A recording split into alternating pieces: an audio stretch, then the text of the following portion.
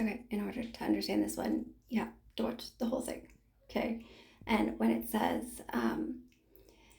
talking like students are being trained to need to go to their teacher, that's as an adult.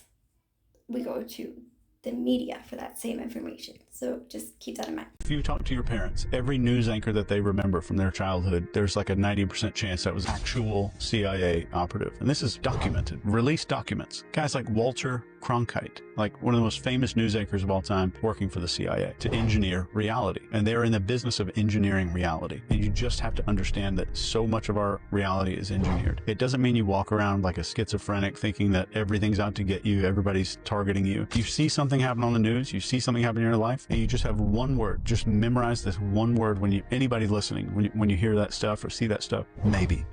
They say, oh, this happened today because of this one thing. Maybe. Just maybe. You don't have to say there's some global cabal and like I need to drill down to the end and go break into the Bohemian Grove and like figure out all the shit that's going on. You don't need to do all that. Just maybe. That word can protect you from so much of the bullshit that's going on with engineered reality.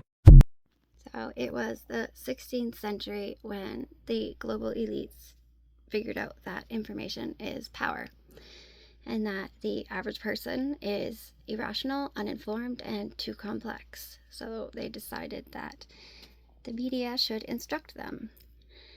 They would do this using a specialized class of experts and insiders. They would bottleneck the information and decide for us what was worth knowing. So why would they do this? To maintain stability and order, using psychological insights to sell products, ideas, or wars, framed as benevolent guidance. They do it to preserve power and economic interests.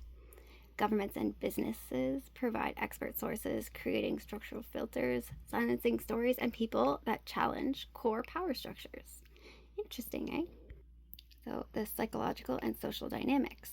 Repetition makes false claims seem true. In-group versus out-group framing builds loyalty, and emotional appeals bypass rational scrutiny. Okay, response to democratization and disruption.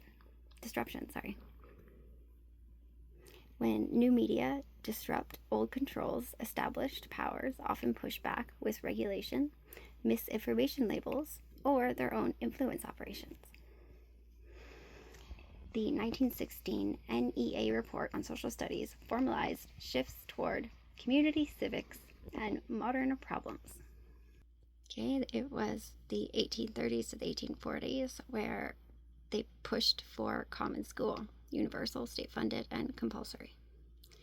Factory models, bell signaling shifts, rows of desks, age-based cohorts, uniform lessons.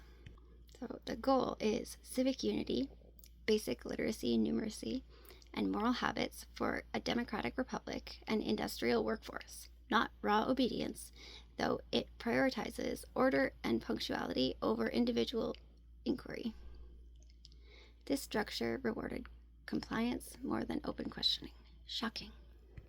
So then in the late 19th to the mid 20th century, they decided that learning should be experimental, learning by doing, child-centered, tied to real-life problems and projects, schools as micro-societies to foster democratic habits, social cooperation, and growth through inquiry and experience, not just transmitting dead facts.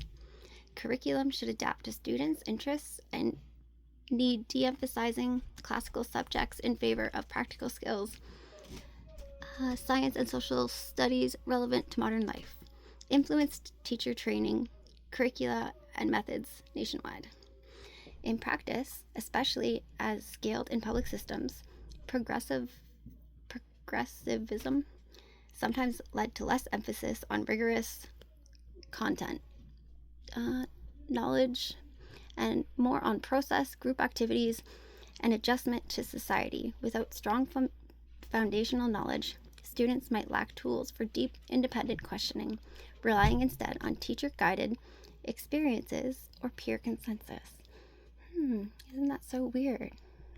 And then they rolled out the standardized testing in the later 20th to the 21st century. So the No Child Left Behind, I'm thinking that's when they would have stopped failing people. No, because they still failed people when I was in school. I don't know when that happened, but it's definitely all related. So heavy focus on measurable outcomes, crowded out time for open-ended questions, debates, Socratic methods. Teachers report pressure to cover material quickly, leading to superficial coverage over depth. Behavioral objectives and Bloom's taxonomy. Critics argue this trains test-taking compliance more than curiosity. So it's remember, understand, apply, analyze, evaluate, create. In theory, it promotes higher order thinking, but in practice, classrooms stayed at a lower level due to time curriculum constraints. That's supposed to say many. So the curriculum content shifts. Debates over history, social issues, or social emotional learning sometimes prioritizes certain framings or emotional responses over evidence-based skepticism.